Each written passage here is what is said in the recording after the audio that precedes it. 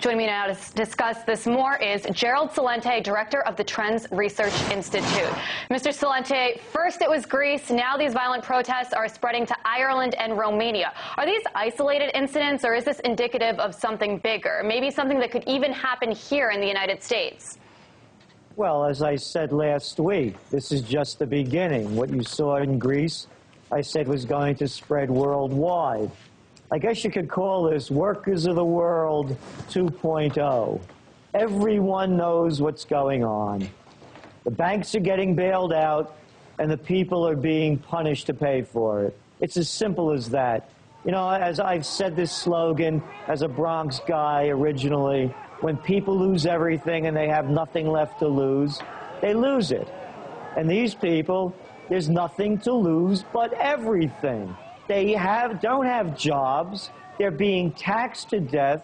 They're being asked to suffer austerity measures to bail out the banks. Of course they're going to revolt. What would one expect? And, you know, there's been a lot of speculation about what specific country is next. We've been seeing a lot about Japan, one of the world's largest economies, on the brink of a crisis. And today, Spain announced budget cuts similar to those that prompted the violence and outrage we saw in Greece. What do you think specifically is going to happen next? Well, it's tough to pick which one. Highly unlikely in Japan, more so in Spain.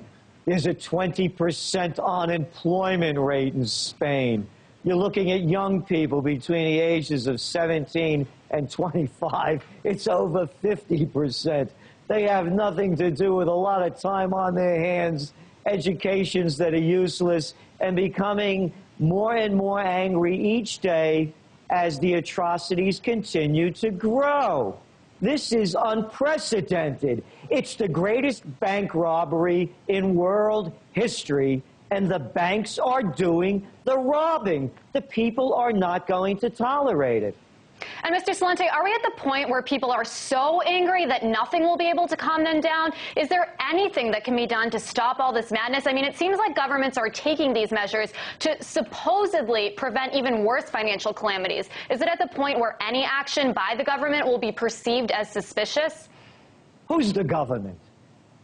Goldman Sachs, JP Morgan Chase, the Deutsche Bank bandits, the Credit Suisse swindlers. Who's the government?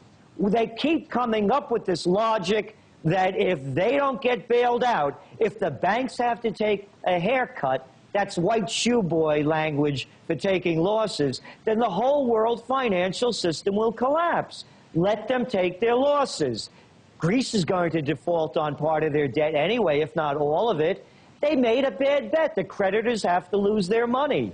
And until that happens, we're going to see more and more violence as the people are forced to bail out the bankers. And, you know, keeping on the theme of maybe being perhaps a little bit more specific than in some of our previous conversations, when do you think that violence is going to come across the pond here to the United States? I mean, when will all of what's going on over there translate to here, to American soil? Yeah, it could be any trigger point, but you're seeing it with these tea parties and tax protests. The people are ready to riot.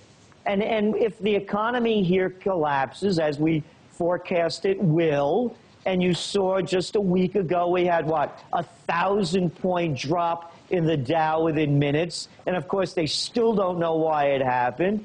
So when we start seeing more and more people hit the unemployment lines, more and more austerity measures, we can't put a precise date on it. No one can. But it's in the making. It's bubbling. It's not even bubbling beneath the surface. It's on the surface. Well, Mr. Celente, we appreciate your analysis as always.